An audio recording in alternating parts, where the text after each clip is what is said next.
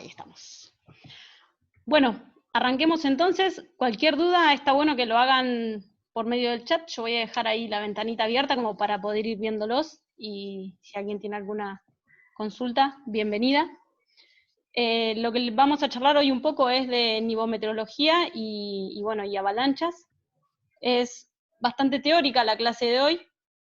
Obviamente no creo ser la persona que más sabe al respecto, me parece que todavía estamos aprendiendo un montón, y por eso es de que las consultas de ustedes ayudan muchísimo.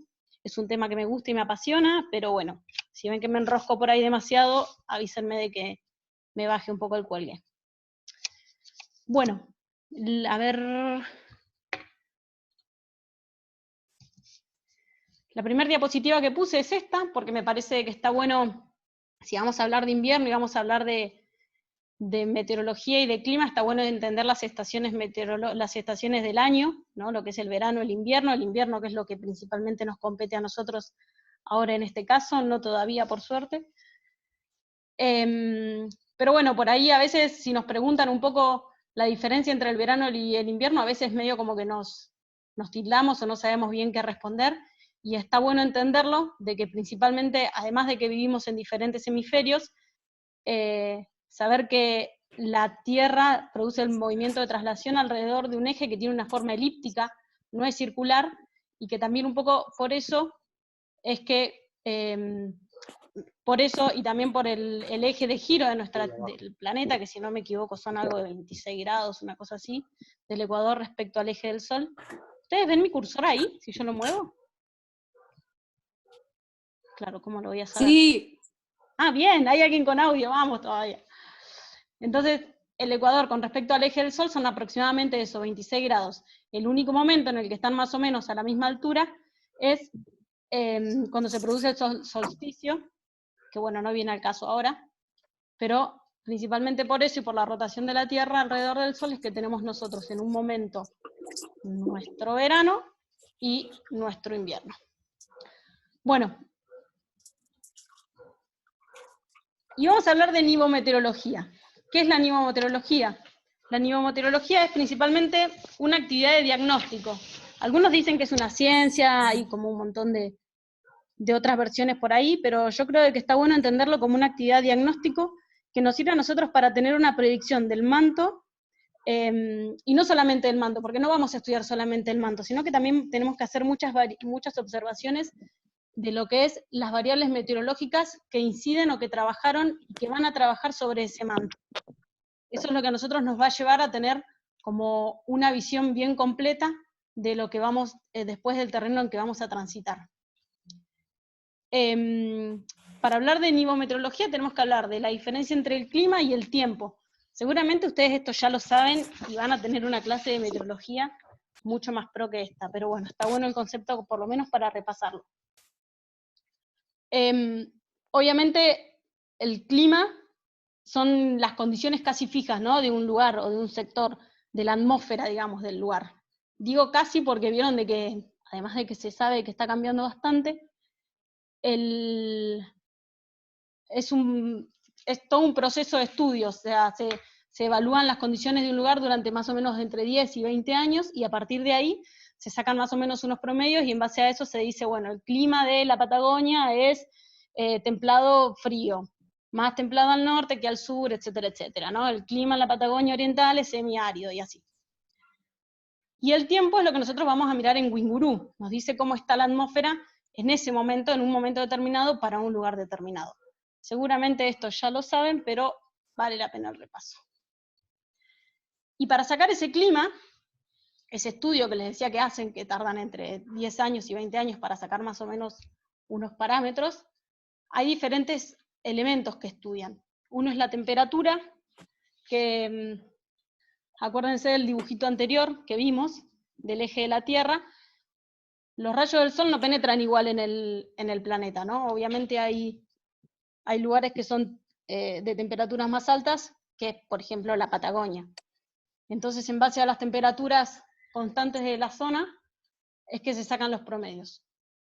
Después la presión atmosférica, que la presión atmosférica deben saber que es el peso de la atmósfera en el planeta, y que en las zonas más cálidas, más cercanas por ahí al Ecuador, este peso es menor, ¿no? Entonces, eso hace, por ejemplo, para la alta montaña, de que sea más difícil a nivel presión, digamos, subir una montaña más alta en el sur de la Patagonia que por ahí un poco más al norte. Eso es lo que nos compete a nosotros. Bueno, el viento también se estudia. El viento lo estudian obviamente de cuáles son los ciclones los anticiclones que lo producen. Nosotros acá en Patagonia tenemos el anticiclón del Pacífico, que es el que predomina, que está al oeste, y es el que principalmente predomina. Los vientos pueden ser húmedos si se originan cerca de los océanos, o secos si son en el continente. Y las precipitaciones, que es la parte que a nosotros nos importa en este caso. Bien, las precipitaciones principalmente es cuando se satura la nube, se condensa y precipita, puede ser en lluvia, en granizo, en nieve, etc. A nosotros lo que más nos va a importar ahora, obviamente, es la nieve y el granizo, que son los que nos van a formar después las capas del manto de nieve que nosotros vamos a tener que llegar a poder evaluar o entender, o intentar entender. Bien, acá entramos ya en precipitaciones entonces. ¿Cómo vienen hasta ahí? ¿Bien? ¿Alguna duda? ¿Alguien quiere preguntar algo? Es un embole dar una clase así. Bueno, supongo que están bien. Gracias, Martín. Bueno.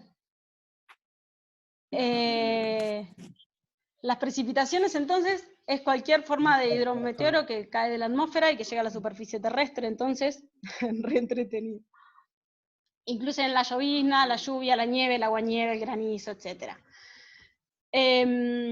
Como les decía recién, entonces se generan en las nubes, y cuando esta nube alcanza el punto de saturación o de condensación, es que ya precipita y cae. Generalmente es por la gravedad, obviamente.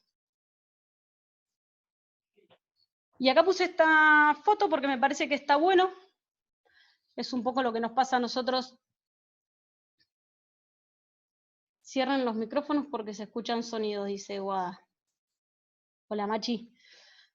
Bueno, puse, entonces les decía esta foto porque además vieron que a nosotros nos importan mucho las montañas.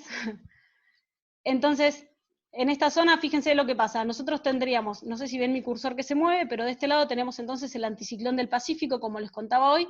Las tormentas entran, chocan contra la cordillera de los Andes, descargan. Eso va totalmente ligado, ya lo vieron seguramente, a lo que es la vegetación. En esta zona tenemos entonces selva valdiviana, y después, una vez que se va acercando más al océano Atlántico, se va convirtiendo en meseta patagónica. Esto también, que nosotros lo vimos ya en la vegetación, obviamente es generado por la cantidad de precipitación.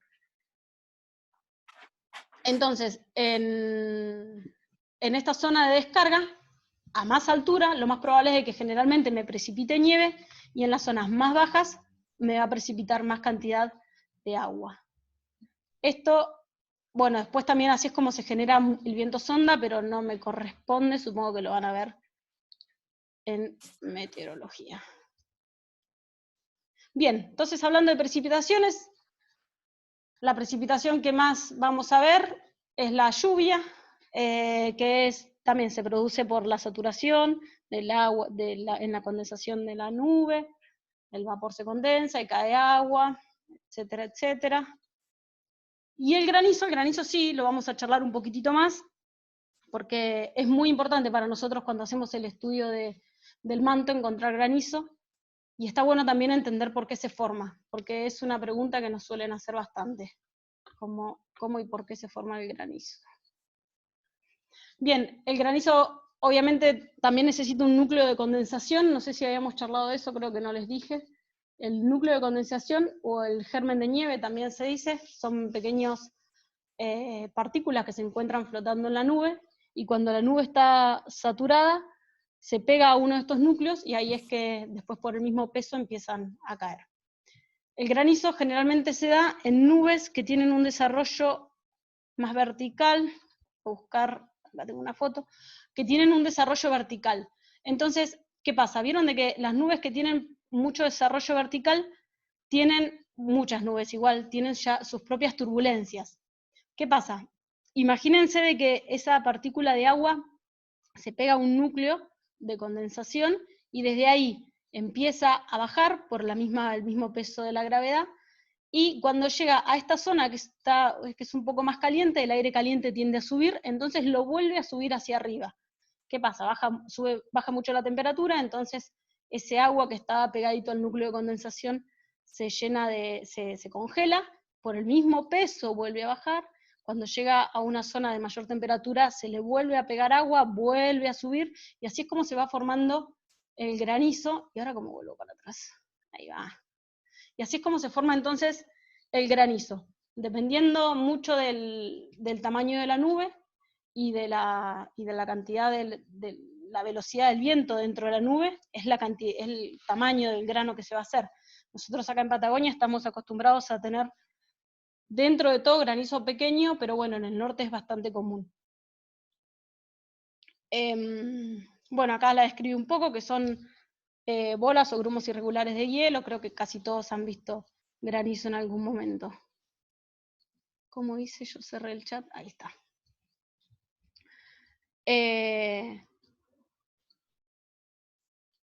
Bueno, acá tenemos otra diapositiva que les muestra un poco lo que les quise explicar un poco en la diapositiva de la nube, espero que lo hayan entendido. Pero lo importante del granizo es, más que cómo se forma, saber o detectarlo en el momento en el que precipita. Después ustedes van a aprender a usar una libreta, seguramente ya muchos han hecho varios cursos de nieve, pero saber que existe la posibilidad de encontrar granizo dentro del manto es algo que nosotros vamos a tener que tener registrado en algún lugar, porque la verdad es que el granizo nos genera una capa inestable dentro del manto que es re importante de detectar. Bien. Nubes, supongo que van a hablar mucho después en meteorología. La verdad es que sí, el granizo es grupel también, es conocido grupel o hielo sólido. Nada, nubes seguramente van a tener una buena clase de nubes. A mí me importaba acá diferenciar más que nada las que tienen el desarrollo vertical, que son las que me generan el granizo.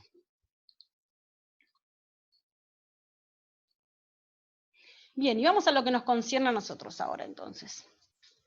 La formación de la nube, de la nieve. Obviamente la formación de la nieve se produce también dentro de la nube. La única diferencia con las demás precipitaciones es la temperatura. También se condensa y se genera alrededor de un germen de nieve o un núcleo de condensación, y la temperatura en que se produce me va a generar diferente crecimiento del cristal.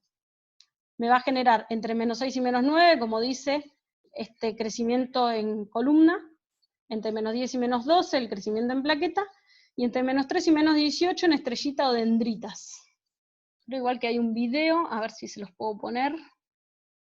Es medio gracioso, pero está bueno para variar.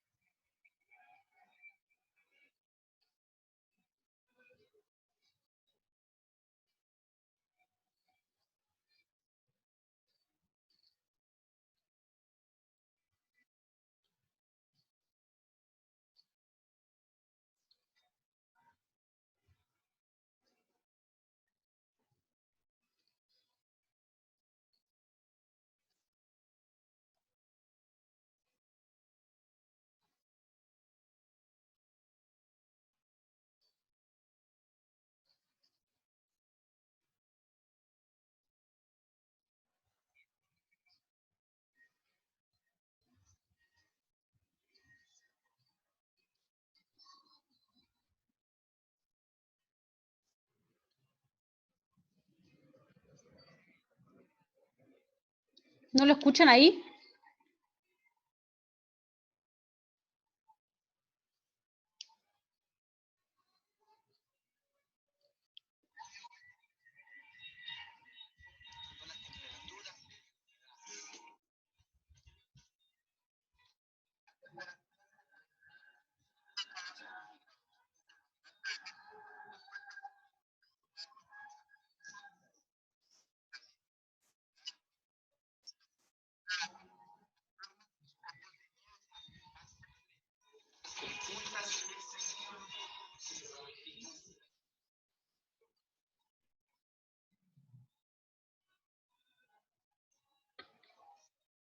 Bueno, un bajón que no se haya escuchado, pero me parece que igual viendo el video más o menos, o viendo las imágenes, un poco se entendía, ¿no? No sé si ahí ven, mientras yo paso medio rápido el video, lo que habla es de la simetría hexagonal, y eso es principalmente por la composición, que el agua está compuesta por 2 átomos de hidrógeno y 1 de oxígeno, eso hace que la forma sea hexagonal, y que el ángulo que se genera sea de 120 grados.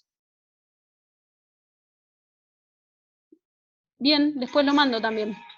Está bueno. Y tengo 2 videitos más, que son de la nena, que está bueno para que vean, que me pareció que si se los ponía iba a ser medio un perno todo el día mirando videos. Pero bueno, hablaba más o menos de lo que habíamos visto recién, de este mismo dibujito, ¿no? De cómo crece el cristal de nieve, depende de la temperatura en la que se forma.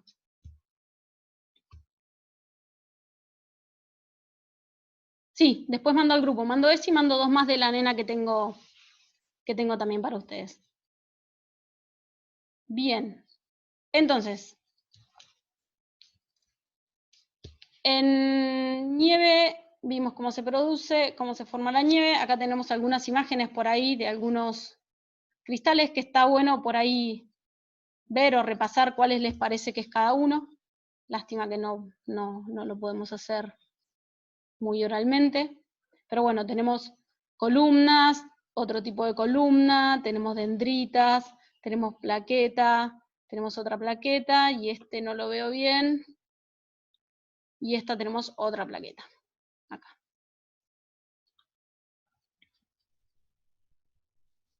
Igual no se preocupen porque los cristales los vamos a ver y todo esto lo vamos a trabajar mucho en terreno.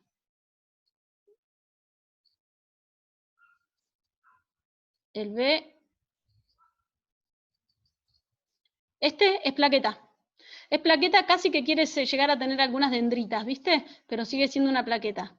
El cubilete no lo tenemos ahora porque estamos viendo todavía nieve que no cayó al manto. Acá estamos viendo la nieve que todavía no tuvo ningún proceso, digamos, ni destructivo ni constructivo. Entonces, esto estamos viendo todavía nieve que no cayó al suelo, digamos. Che, no me pasa la... Ahí está. Bien, y ahora sí, vamos a empezar entonces a ver un poco de lo que es la metamorfosis de nieve. Cubilete grano no cristal. Cubilete buenísimo. Estos IF y D. A ver, vamos a volver. El F, esto es una plaqueta, que igual, una columna, perdón, que tiene desarrollos en plaqueta al final, pero sigue siendo una columna. Y el D es este es una columna también. Cuando tienen el desarrollo así columnar, largo, ya es columnar. Y después cuando tiene el desarrollo planito, estamos hablando de plaqueta. Pero ya cuando tiene este tipo de crecimiento largo, como este y este, hablamos de columnas. Dendrita es fácil de reconocer. Dendrita es el C. El C es solo dendrita. Dendrita o estrellas. Es el copo de nieve perfecto, digamos. Bien, pasamos entonces. Volví para atrás, acá.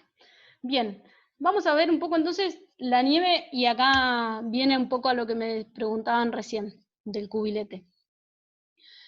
Dentro de la nieve tiene 2 tipos de metamorfosis, la fase destructiva y la fase constructiva. La fase destructiva es la que se da desde la nube hasta que el cristal llega al suelo. Es decir, que serían los cristales que vimos recién. Todos estos estarían, digamos, en una fase destructiva desde el momento en que precipita hasta que llega al suelo. Generalmente cuando llegan al suelo nosotros vamos a terminar viendo algo que se llama partículas reconocibles, que después en el terreno los vamos a ver un poquito mejor. Y después tenemos la fase constructiva. A ver, obviamente la fase destructiva es un momento en el que el cristal de nieve que viene cayendo de la nube se va destruyendo o por la acción del viento, o porque se van chocando unos contra otros, o porque cae al piso y también rompe. O sea, es eso, es un momento de destrucción que tiene el cristal. Y la fase constructiva es la que ya se genera en el suelo. ¿Qué pasa? Una vez que el cristal cae al suelo, toca el manto y ahí empieza una metamorfosis isotérmica de gradiente de fusión y los cristales se van transformando en granos. Ahí ya vamos a hablar después de cubilete. ¿Vamos hasta ahí? Cri, cri. Bien. Sí, perfecto. Bien, entonces tenemos la metamorfosis y una vez que se inicia la fase constructiva, el cristal de nieve va a tocar el suelo y se va a empezar a conformar el manto níveo. El manto de nieve es lo que a nosotros más nos lleva a estudiar. El manto de nieve es el depósito y la acumulación, obviamente, de la nieve, y tiene diferentes tipos de características, ¿no? Tiene muchas capas, es como si fuera una milhoja. Nosotros cuando lo vemos a veces al manto, lo vemos y creemos que es algo uniforme, algo igual, pero la verdad es que una vez que empezamos a tener idea, nos vamos dando cuenta de que nunca vamos a terminar de estudiar un manto, por más de que sean de 20 centímetros, si fue generado por varias precipitaciones. Entonces, las capas que genera o que tiene este manto van a ser generadas principalmente por diferentes precipitaciones, y no solamente de granos precipitados, sino también hay algunos granos que no son de precipitación, como sería la escarcha, por ejemplo, que también nos van a marcar a nosotros un estrato dentro de este manto que nos puede llegar a generar un riesgo. El estudio del manto requiere de mucho estudio, pero además de que ustedes ya están en proceso y seguramente, bueno, estamos todos siempre en proceso, hay muchos test o muchas cosas hoy que simplifican el estudio y que no es necesario hacer un estudio muy minucioso, porque eso lleva mucho, mucho tiempo. Bien, vieron que recién les decía, ahí está, ahí se sumó Emi. Bueno, vieron que recién les decía de que el manto tiene diferentes propiedades. El manto y la nieve, ¿no? Tiene diferentes propiedades. Principalmente estas propiedades se dan por la presencia o no de agua, por la cantidad de agua que tenga en estado líquido y por la cantidad de aire que tiene, ¿no? Una de las propiedades que tiene es la resistencia a la compresión. Vieron de que si ustedes agarran la nieve y la quieren aplastar, es difícil poder llegar a que se aplaste tanto como para que desaparezca, digamos, ¿no? O sea, llega un momento en que hacemos tope y ya no se comprime más. Después, la variación de la densidad. Esto está también muy ligado al tenor de agua líquida que tenga el manto. Cuanto más cantidad de agua o cuanto más cantidad de hielo, más pesada es.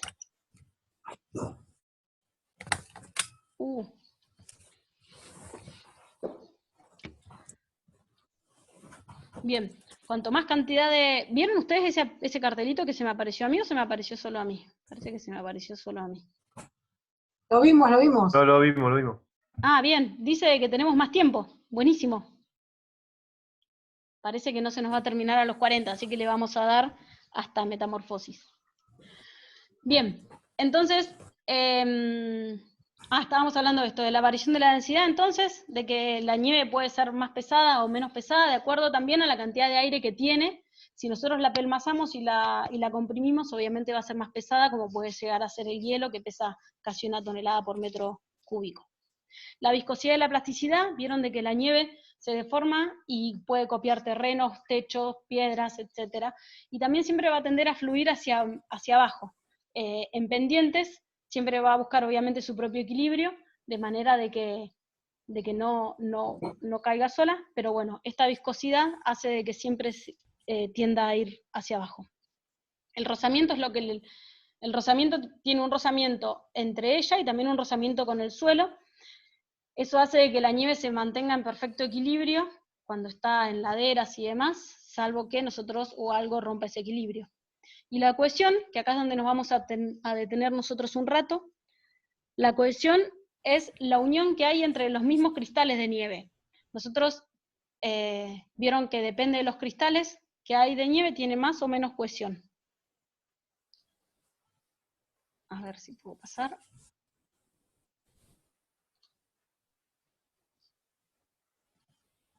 Ahí está. Bien, la cuestión de los... Dentro del manto pueden ser 4. Estas son de la más débil a la más fuerte, así las ubiqué. La primera es la de imbricación. ¿Vieron las estrellitas? ¿Tienen en la mente las estrellitas?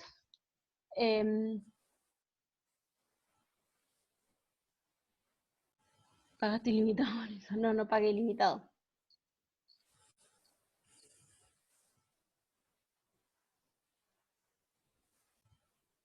Sí, la compresión genera el manto estable. Fíjate de que la compresión, perdón, es que recién abrí el chat y lo vi. Vieron de que la compresión es el trabajo que hace la máquina pisanieve.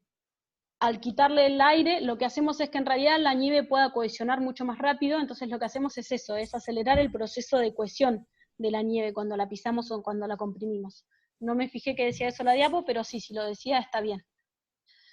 Bien, entonces hablábamos de los diferentes tipos de cohesión que tenemos. Tenemos entonces el de imbricación, que ahora les voy a pedir que se acuerden de la estrellita, cuando hablábamos recién de la estrellita o del copo de dendrita, el cristal dendrita.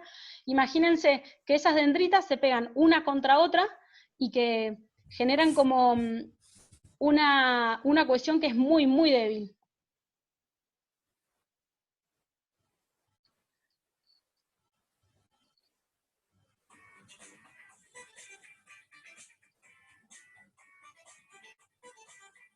Entonces, Guada, no estoy entendiendo lo que me estás diciendo. No, perdón, que decía que la dendrita es la que está en la imagen de fondo, ¿no? Claro, dendrita es la que está en la imagen de fondo, sí, esas son las dendritas. Y que la cohesión entonces es una cohesión o una unión que es muy, muy débil, porque son solamente esas pequeñas patitas de esos pequeños pelitos que se pegan uno contra otro y que solamente con soplarlo se rompe. Pensemos o piensen cuando recién nieva, que la nieve está polvo o paquete divino, cuando nosotros la agarramos, además de que es difícil, no tiene prácticamente agua, entonces es muy difícil poder cohesionarla o poder unirla, hacer una bola de nieve con ella, eso es porque no tiene prácticamente tenor de agua líquida, pero además esa cohesión que tiene es tan débil que se rompe fácilmente. Nosotros fíjense que con la escoba esa nieve la podemos sacar, que barremos sin ningún problema y la rompemos. Es una cohesión muy, muy débil. ¿Qué tipo de avalanchas les parece o creen que puede generar este tipo de cohesión?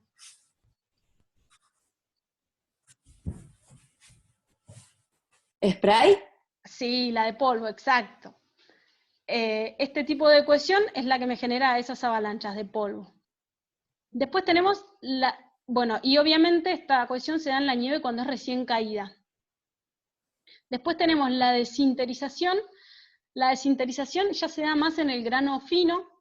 Es una soldadura de hielo entre los pequeños granos de nieve.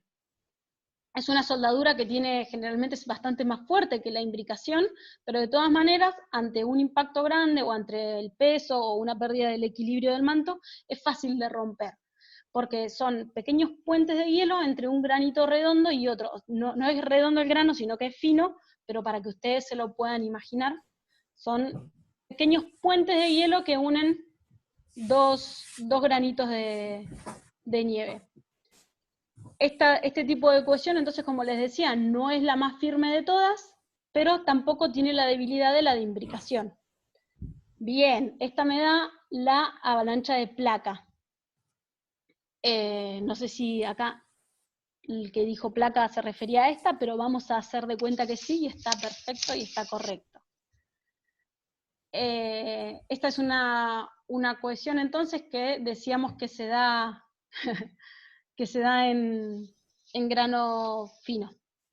Y después tenemos la capilar, que la cohesión capilar ya se da en grano redondo y es la unión por agua. Y en vez de esos puentecitos de hielo, entre grano y grano ya tenemos agua y se da en el grano redondo y se da principalmente en primavera. Este tipo de cohesión, ¿qué avalancha puede darme?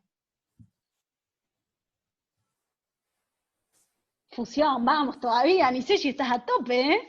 Las de fusión o las de fondo.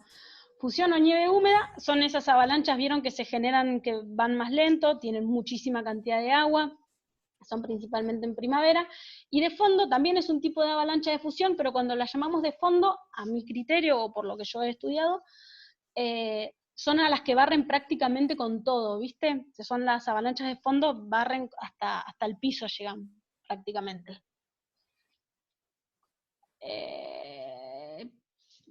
La cohesión más fuerte no significa manto estable, ¿verdad? La cohesión más fuerte significa que el manto puede llegar a estar más estable, sí, sí, sí.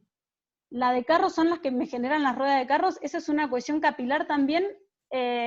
Ahí tenemos dos tipos de cohesiones cuando hablamos de las ruedas de carro. Estamos hablando de sinterización y de capilar. Generalmente las ruedas de carro se dan al principio de la primavera y en pendientes muy fuertes.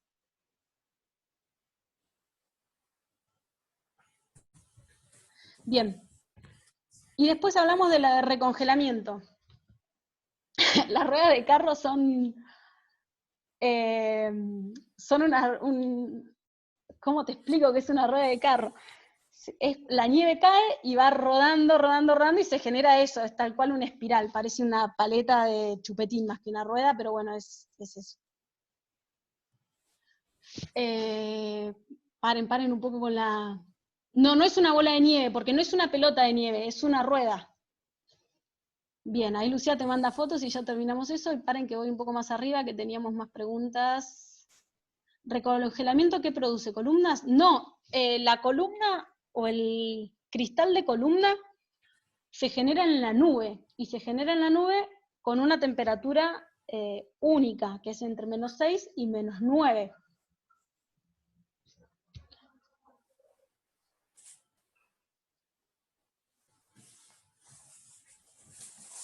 Bien. Y después, la cuestión entonces de recongelamiento, estábamos hablando de que teníamos una cohesión capilar, ¿se acuerdan? De que teníamos mucha cantidad de agua ya dentro del manto de nieve, esa nieve que ya nos moja las zapatillas, que estamos en primavera, si queremos caminar por arriba, que nos hundimos. ¿Qué pasa? En la noche despejada, mucho frío, baja la temperatura, esa cohesión capilar que tenía se recongela. Todo ese agua líquida que tenía en los primeros 15, 20 centímetros se congela y me genera una solidificación. Todos esos cristales de nieve, todos esos granos de nieve que ya tengo dentro del manto, se solidifican con el agua que estaba en la cohesión capilar y me genera entonces la cohesión de recongelamiento. Es la cohesión que usamos casi todos para poder caminar en la montaña en primavera. Por eso es que salimos la gran mayoría en la madrugada con grampones, para no tener que hundirnos hasta la cadera, más o menos. Esta es una cohesión que es muy firme, muy fuerte, pero que al mediodía lo más probable es que se ablande y que ya volvamos a tener una cohesión capilar.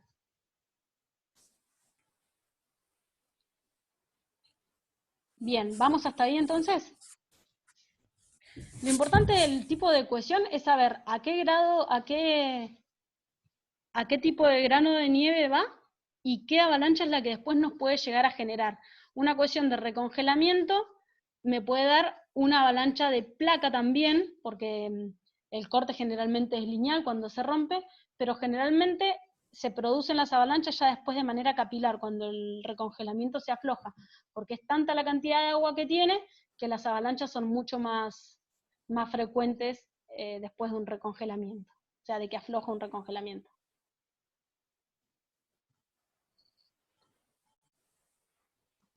¿Podrías repetir, Mari, porfa? ¿Qué cosa? ¿La difusión? Sí, esto último que dijiste de la avalancha de recongelamiento.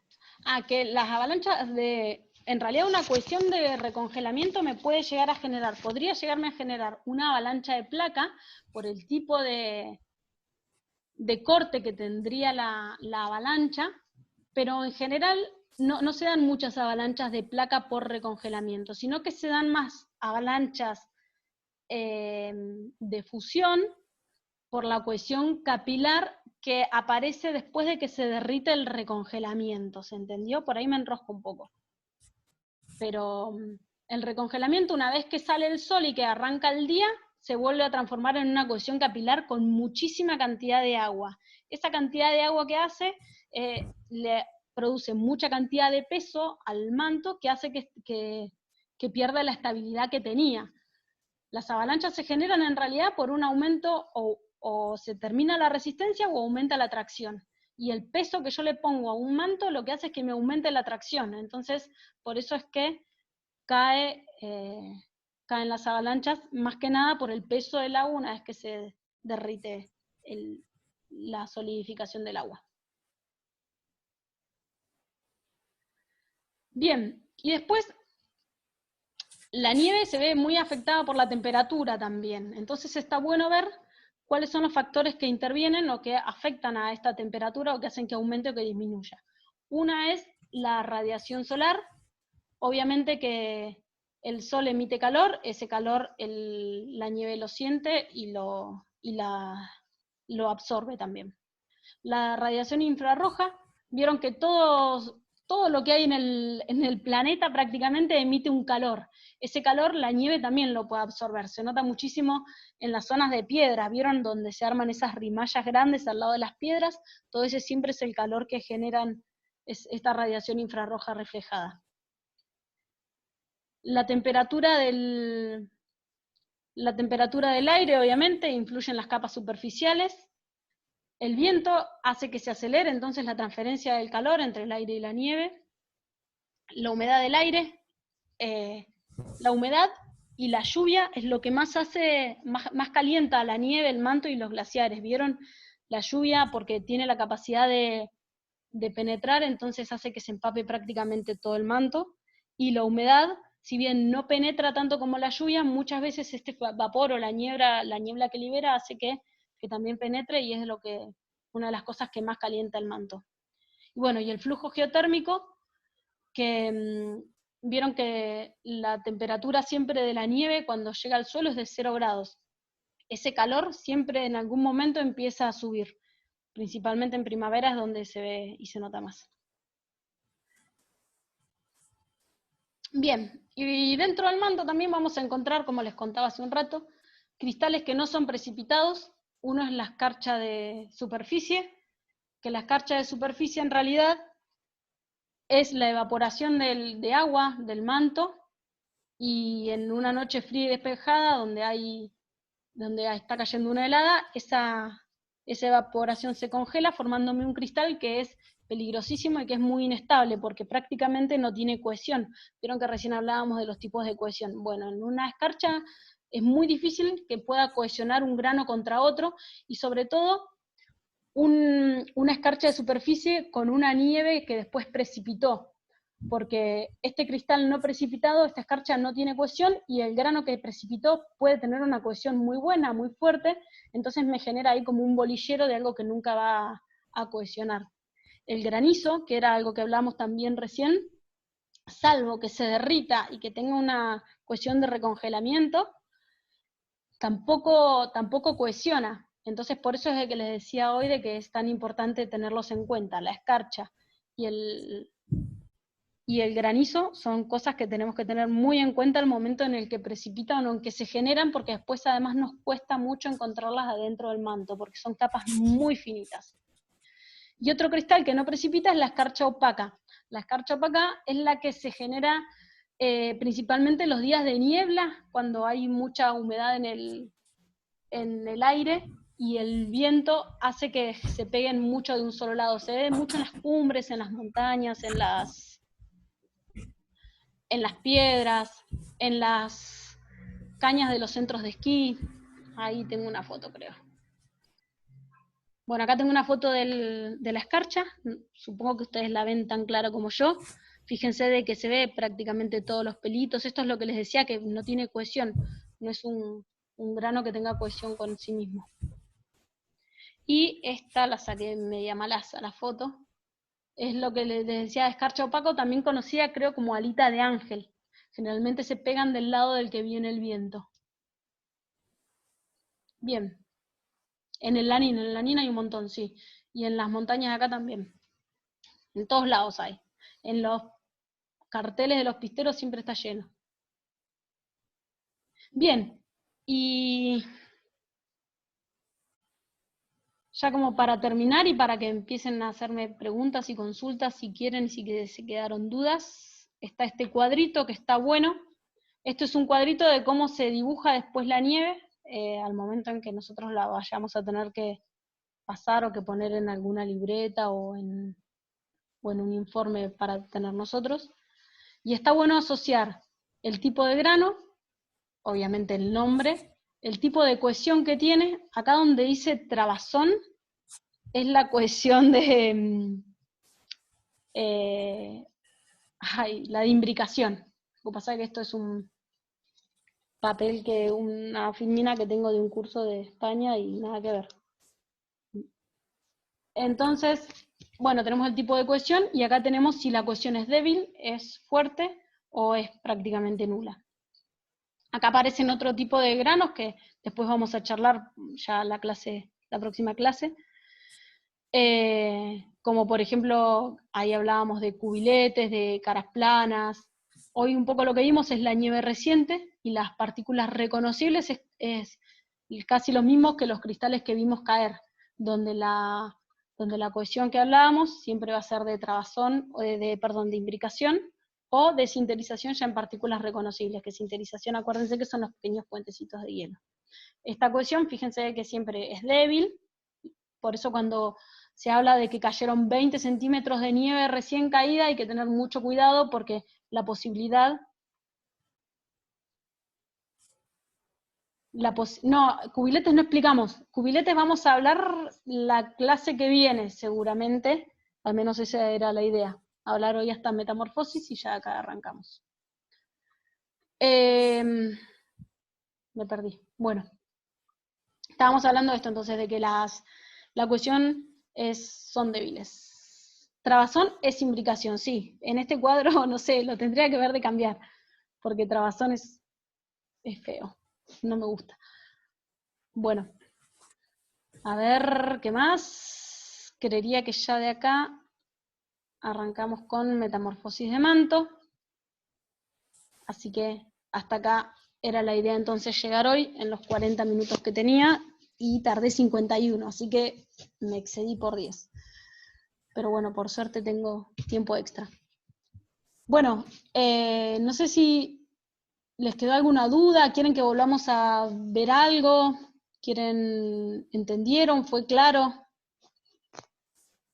¿Quieren habilitarse el audio a ver si podemos charlar o no?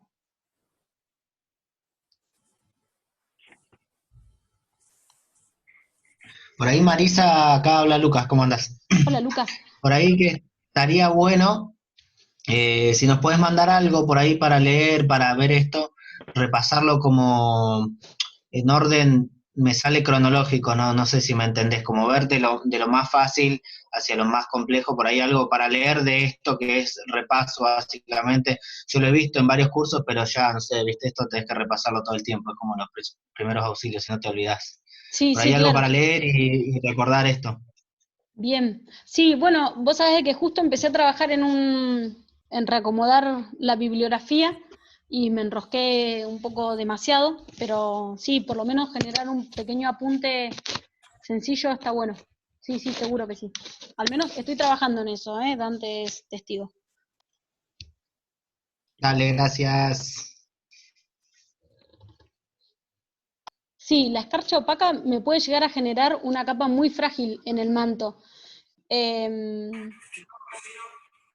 Lo que pasa es que la escarcha opaca igual es muy difícil que se pueda llegar a pegar bien en la superficie de la tierra, ¿viste? Generalmente se suele pegar en cosas que están un poco más elevadas, como piedra y demás, pero sí, es una capa muy, muy inestable también porque no tiene cohesión entre sí.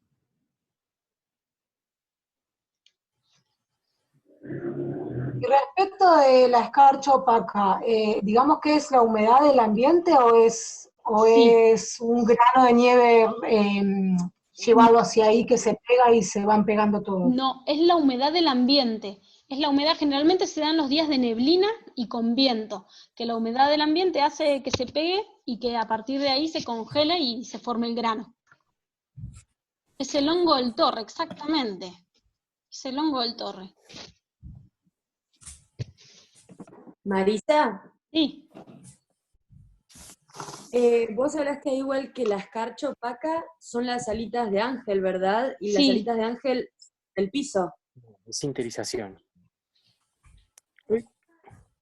las alitas de ángel del piso, también se Son dan en sobre el el... piso las alitas de ángel, es verdad, sí, es la misma, ahí tenés un re buen ejemplo, mira, bien, me estás despertando, sí, sí, es lo mismo.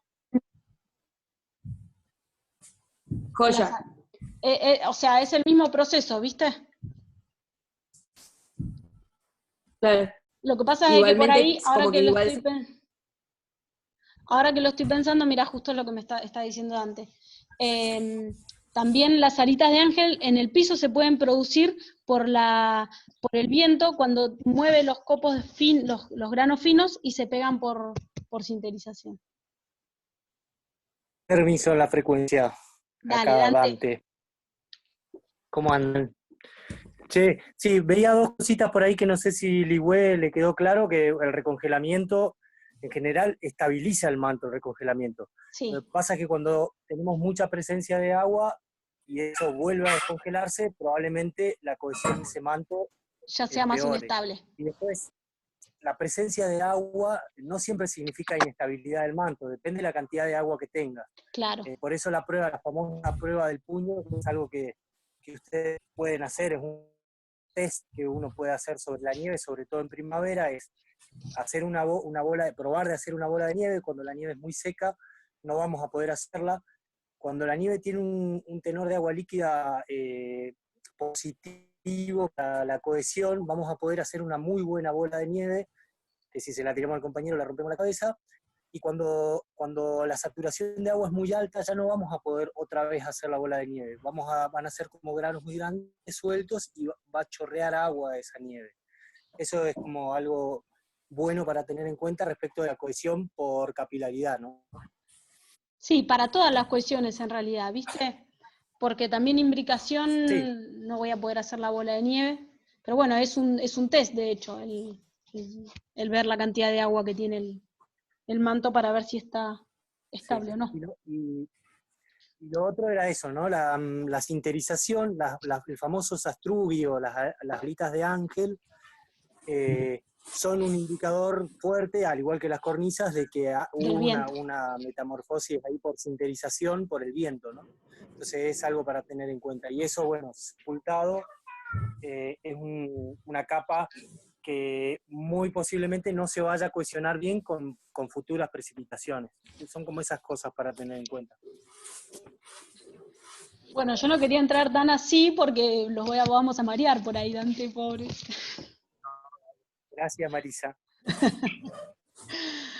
Bueno, Yo no entendí nada. no, tranca, después en la medida en que vayamos avanzando esto empieza a tener un poco más de color. La verdad que para el que nunca vio nieve, ya empezar a ver o empezar a trabajar en esto es un montón, sobre todo la cohesión. Y más sin tener un pizarrón donde se los podamos dibujar y graficar. Pero no se preocupen que cualquier cosa igual o cualquier duda o consulta, está bueno que la hagamos. A ver, Chama, que preguntaste, un recongelamiento con una nevada arriba produce un plano de deslizamiento divino, porque si a ese recongelamiento que vos tenías le metiste arriba una cuestión de imbricación, listo, tenés una divina avalancha de polvo casi cantada. Pero bueno, no se preocupen que eso lo vamos a ir viendo después igual. En el terreno es mucho, mucho más fácil. En el terreno, igual no se preocupen porque todo esto, una vez que nos movemos en el terreno, lo vamos a poder empezar a entender mucho mejor.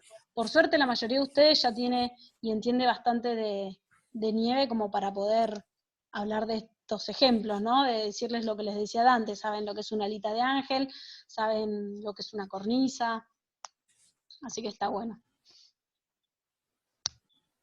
Sí, yo voy a tratar de pasarles, por lo menos apurarme un poco ahora en escribir lo que en lo que estoy, y ya que tengan algo, porque lo que viene a partir de ahora, que es metamorfosis de nieve, es un poquito más rebuscado, entonces está bueno por ahí si ya lo pueden leer para la clase que viene, que no sé cuándo será. Dante, ¿cuándo es mi próxima clase con ellos?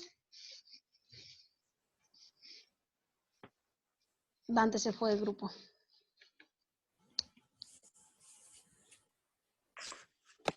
Hola, Hola. estaba sin el audio.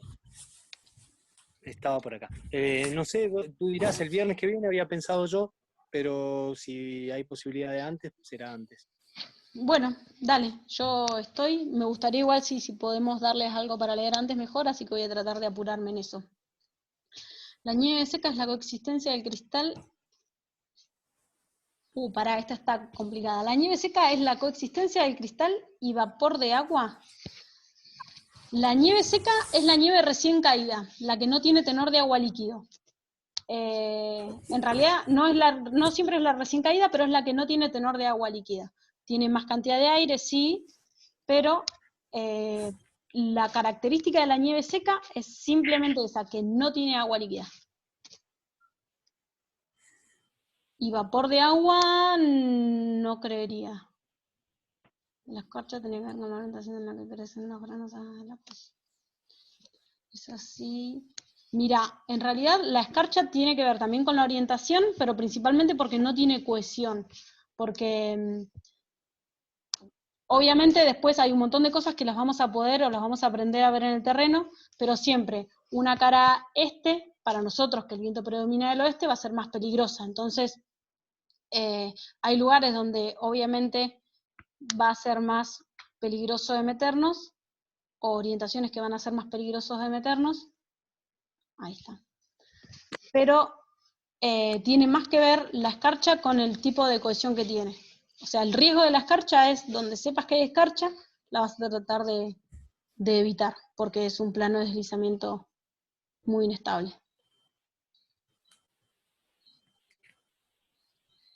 No, no siempre cuando cae está seca la nieve. A veces la nieve puede precipitar húmeda y precipita ya con lluvia, entonces no siempre cuando cae está seca. Por eso es que me retraje a lo que dije. No siempre es la nieve recién caída, pero muchas veces la nieve recién caída es seca, pero no es siempre.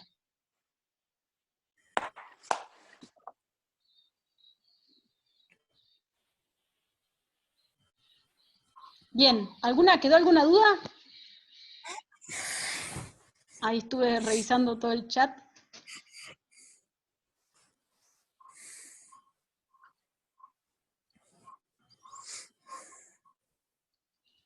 Facu.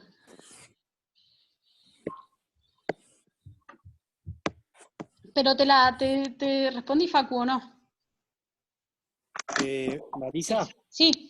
a ver si entiendo la pregunta de Facu.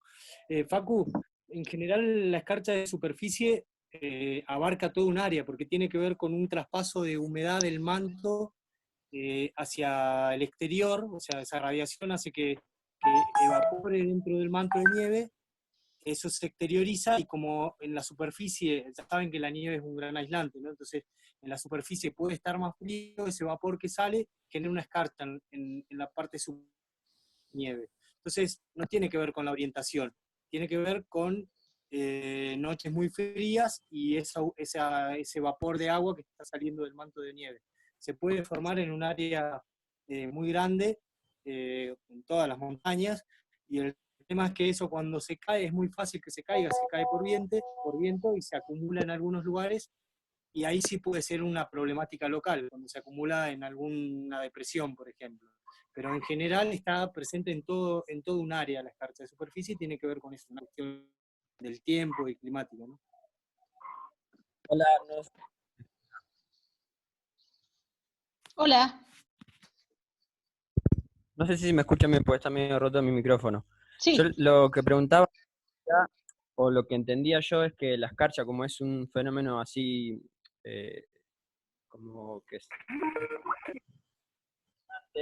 lo que produce por la orientación de los granos de la escarcha es una interfase inestable. Si a la escarcha de superficie le cae una nevada, eso produce una interfase entre la nevada de arriba y Sí. el viento, digamos.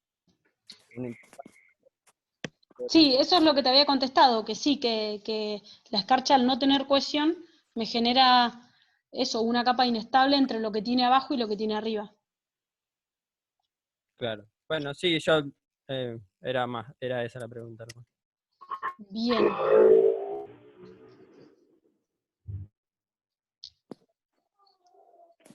Bien, ¿alguna otra consulta más? Lo peligroso de la escarcha en la superficie es que caiga atrás. Sí, chama, exactamente eso es lo peligroso de la escarcha también. Y después cuando veamos otros tipos más de granos, van a ver de que hay granos que no solo es la escarcha y el granizo lo único peligroso, sino que hay otro tipo más de granos que son peligrosos. ¿La escarcha puede ser venteada? Sí, bueno, todos los granos pueden ser venteados.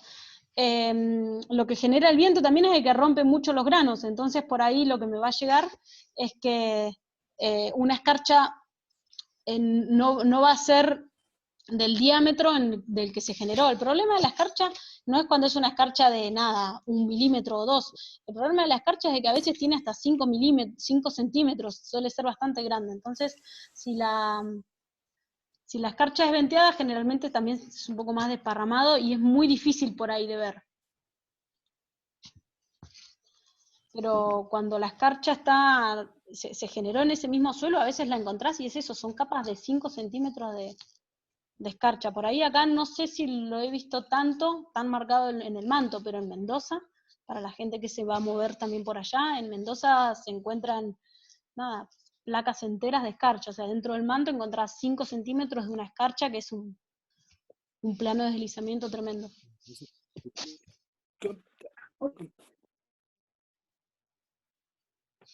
Bien. ¿Otra pregunta más? Yo, Marisa, me enredé un poco ahí con lo de las fases constructiva y destructiva. Bien. La destructiva sería desde que el cristal, o sea, sale de la nube Sí, hasta que está casi en el suelo. Y hasta el suelo. la, La fase sí, destructiva termina en el suelo, en el momento en que el grano se estrella contra el suelo. sí. Y la constructiva se da ya como grano, sería. Sí, Se da sí, ya en el suelo, es donde sí, empieza a transformarse y sí. demás, ¿no? Sí, ahí es donde Eso sería. interfiere, ahí empieza a trabajar como manto y empieza a trabajar las diferentes propiedades que lo afectan y que lo van a construir, digamos. Dale, gracias.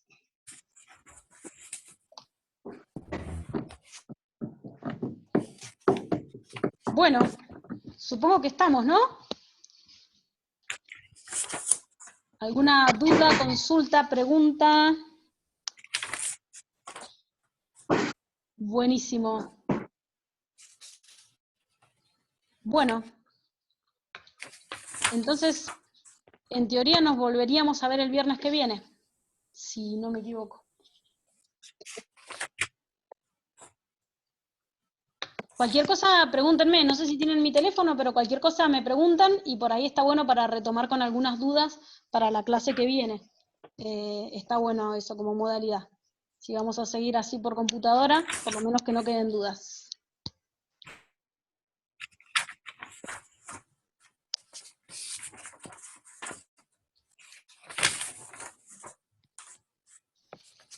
Bueno, Dante, compartirles mi contacto, ¿dale?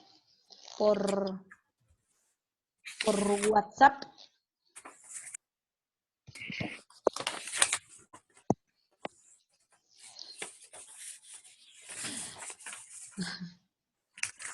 Bueno, chicos, entonces abandono ya la conversación.